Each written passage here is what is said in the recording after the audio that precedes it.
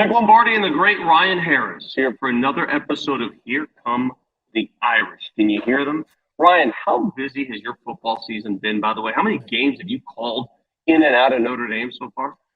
I've already called 8 games in the first 4 weeks of both college and pro seasons. But hey, I get the weekends off. My golf game has suffered because I've tried to improve on it. You know how this goes. So, hey, they could be digging ditches like Charlie Weiss always said. And happy to be here with you and happy to share my gift and knowledge of the game with those who love the game as well. Well, this show is made possible by all the Notre Dame donors and alumni and all those good people out there. But I'm going to tell you this, 4-0 is great. But if you can find a way to beat Ohio State, which we're going to get into, you can beat Ohio State. You see this fire alarm over my shoulder here? I'm going to start pulling alarms all over town here. Hey, man, the nation, the media will pull the alarms for you. I mean, can you imagine if Sam Hartman and the Notre Dame Irish are able to overcome what is really a marginal Ohio State team compared to the last few seasons? It's a remarkable story and exactly the reason why you go to Notre Dame, and no question will put Notre Dame higher than they are currently ranked. Okay, quick look at the first 4 games of the year. Obviously, you've seen progression in each one. The win at NC State was wonderful. Last week, you got a little choppy at times, but you found a way to pull it off. You look fine. What areas do you think they need to work on to fine-tune before Ohio State comes to town? Just the want to, and you're not going to find that on the stat sheet, right? But I mean, Vic, you got to see firsthand the Denver Nuggets win a championship. No one was taking opportunities from the Denver Nuggets last year as they won the NBA championship. When we won Super Bowl 50, we had the mentality to go and take what we want on the field, right? So that's the only thing that I see missing from these Irish, and it's a tough task. I mean, look, all of us have holidays we celebrate. And Ohio State's the first holiday of the year for these players. And it's hard not to look at that because that's where that's the litmus test. That's where you're going to define yourself against some of the best talent in the nation. And they've been waiting for this. And you have to fall in love with the game and the work so hard that you take every opportunity you can to take what you want in terms of victories. I think Holden Stays does that. I think Sam Hartman does that. The offensive line's been playing so much better than last year. Pat Coogan's been a big upgrade, as well as Rocco Spindler getting in there at both guards. So I really like where the team is. They just got to find a little more hunger to get them to where they want to be. Well, let me tell you what Sam Hartman has done so far in his career as a Fighting Irish quarterback. Through 4 games, 71%. That's his career best. 1,000 yards passing, over 1,000. It's 106.1.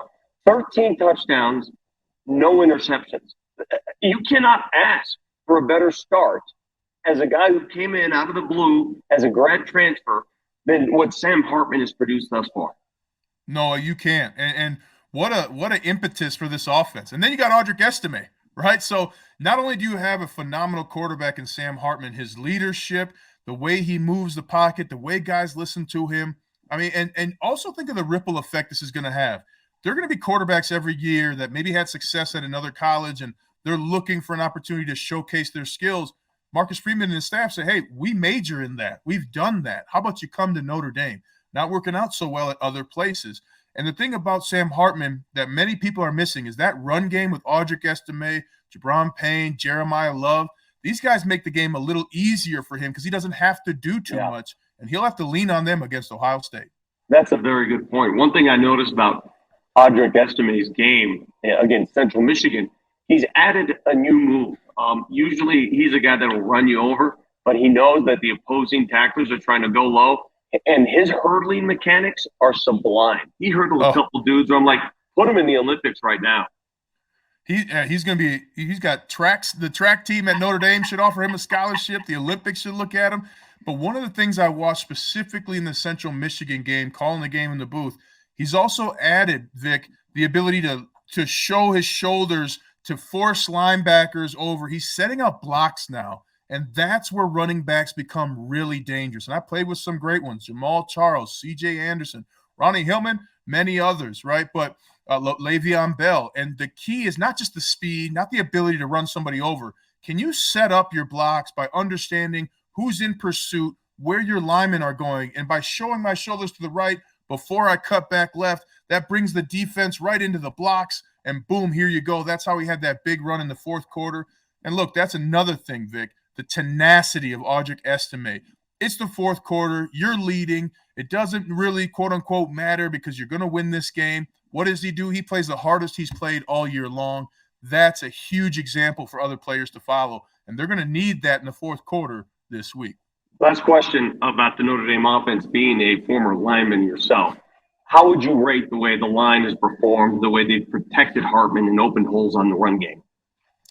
A+, especially in the last two games. I mean, they really did a good job against North Carolina State. They saw a ton of blitzes. And then last week against Central Michigan, they really gave him so much time to throw the football downfield. And again, the big key is they're playing with two of the five are brand new players, and Pat Coogan and Rocco Spindler. And you're also using the tight ends in the run game. You know, Holden Stays is getting involved. Many others are getting involved. So it's a fantastic run-first offense that gives a lot of options to all the players because of the big, strong, and talented offensive line led by left tackle and Minnesotan Joe Alt. Oh, close to your heart. All right. Before we delve into Ohio State and the Buckeye faithful coming to South Bend, take a quick look back at that game against the Chippewas. Notre Dame fans have been waiting, looking for a quarterback like this guy. Stands in a nice pocket, throws one deep down the middle of the field. Chris Tyree is there, got it! 30, 20, 10, touchdown Notre Dame! Oh my goodness! For a 76-yard score. How about Hartman? 11 completions for 300 yards. Hard to do that. I'll see you in the end zone, Reg.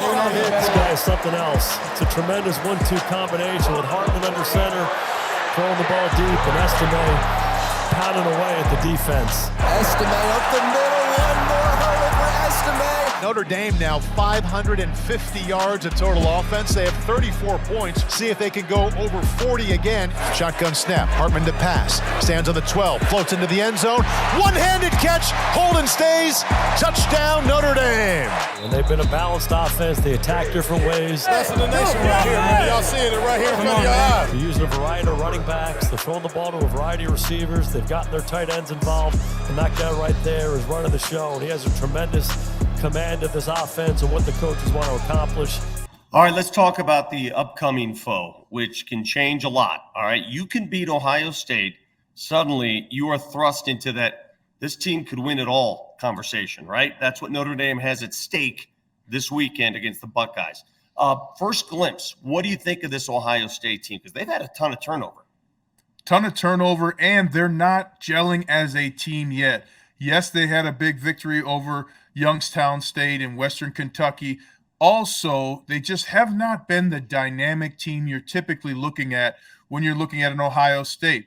Their linebackers are not as talented as they have been in the past. The defensive line has not gotten the sacks that usually Ohio State linemen get. And Vic, we're here in Denver. Jonathan Cooper, there's two defensive linemen from Ohio State starting for the Broncos. So that's something where they don't have that yet. But what they do have can beat you. And the biggest matchup is going to be Benjamin Morrison versus Marvin Harrison Jr., the receiver for Ohio State.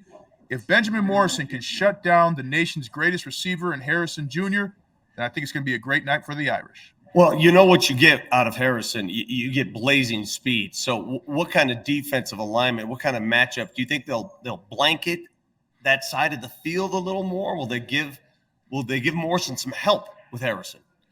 They're definitely going to give him help, Vic. You got to give help with a receiver like Morrison. With Harrison Jr. But when Benjamin Morrison is locking him up man-to-man, that's something that gives you some freedom. You believe in Benjamin Morrison, his ability, and you help him with the safety. Now, the big key here is safeties have been used to less speed than they're going to see on Saturday night. And it's one thing if you're against Tennessee State, even North Carolina State, and you see that receiver and you keep your eyes in that backfield. You better not do that against Marvin Harrison Jr., right? You better get back, cheat, even if you're back. If your eyes are in the backfield, you got to be cheating back to where you're going to run. Be late to make a tackle for 6 yards. Don't get beat for 60 yards. And that's also on the coaches. You know, I've been a big critic of the safety blitz.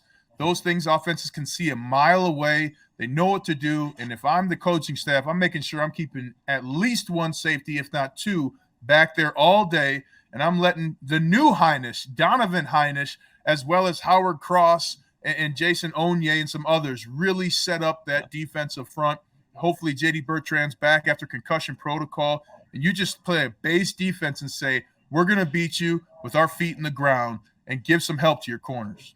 And I think the big advantage, Ryan, is the offensive line for Ohio State is inexperienced when you compare to recent ones. And I think if the Irish can get a rush, if they can get a rush early in that game, watch out. Look out, and especially if there's crowd noise. Hello, Notre Dame, let's go. Let's bring the noise. And even after the game, Vic, I don't know if you saw it, but they interviewed Sam Hartman on the field. He says, get there early and be rowdy. So you add the inexperience to some noise, and you get a sack, and all of a sudden the offensive linemen are trying to jump, and they're in a situation they haven't been in. That's where Notre Dame finds success. I look for a big game from Jordan Botelho. Jean-Baptiste, the former Ohio State player who's transferred to Notre Dame, he's going to have a little extra mustard as well on Saturday night. So if they can get that rush, like you mentioned, it'll be a big night for the Irish. Listen, I don't have access to ticket sales and who bought the tickets, but how much representation from Columbus will be there Saturday night? Well, how many Buckeye fans do you think? You know, I got to believe there's going to be more than we want, right? So there's going to be more than 10 at the stadium, and be nice, everybody, right? But, hey, it's so close. And really, Ohio State and Notre Dame, they fight for the same recruits, right? And Ohio is one of the hotbeds of talent, and a lot of the players on the roster for Notre Dame got recruited to go to Ohio State and vice versa. So as much as this is don't come and don't be here, look, football fans are going to be in attendance. Nowhere in America is better to catch a night game than Notre Dame. And it's going to bring people who aren't fans of Ohio State and Notre Dame screaming either way. All right, buddy, give us your keys. What needs to happen? Well, how do you see this game unfolding for Notre Dame? Number one, run the football and stop the run. Now, running the football is something that the Notre Dame Fighting Irish have done in an incredible way, and that sets up the pass. Audric Estime, literally, Vic, knocked out 7 different players from Central Michigan by running them over. Do that to Ohio State. I don't care who you are, how many accolades you have. You can only be run over so many times before you start making life decisions. Confirm their fears and introduce them to Audric Estime on offense. And defensively, stop the run, right? You're going to have a tough kind of running back who has elite speed, can hurdle people as well, and Travion Henderson. And if you shut him down and force the quarterback, Kyle McCord, to pass all game, it's going to be a tough night for Ohio State. So the first key is run the ball. Second key, handle the football, right? Win the turnover battle. Continue to be great on offense and introduce Ohio State to Pick City, USA. I don't know if you know this, Vic, but South Bend, Indiana, because of all the interceptions by the defense, has been dubbed Pick City, USA. So introduce them to Pick City while maintaining the football, and then have fun. The last one's have fun, Vic. The biggest thing in big games, play fast, have fun. These are the games you remember for the rest of your life. Well, you dubbed it lineman U, then it became tight end U. What is it now? Secondary U? Pick City U? Yeah. Pick City, USA. And, oh, by the way, broadcast U too. Broadcast U as well. That's a very valid point. All right, Ryan, they're wearing green, and they're asking fans to show up in green. When you wore the green, what does that do for a player? Does that change the way you play? You know, truthfully, it does. You feel like you're putting on the tradition of the greats. You know, when you see Joe Montana highlights, they're in green jerseys, right? You see Rocket Ismail, he's in a green jersey and things like that. And it just makes you understand the gravity of this game, that this is how you're going to be remembered for a long time at Notre Dame when you play. Now, I'll also say it's a little bit of a distraction, right? Oh, man, the jersey looks cool. It has nothing to do with the jersey winning the game, right? Whatever jersey you're wearing, what matters are the details that you have play in and play out and the tenacity at which you approach accomplishing your goal. But it's going to be fun for everybody, and it's especially fun for the players. Notre Dame and Ohio State, the teams with the 2 highest winning percentages in the history of the sport.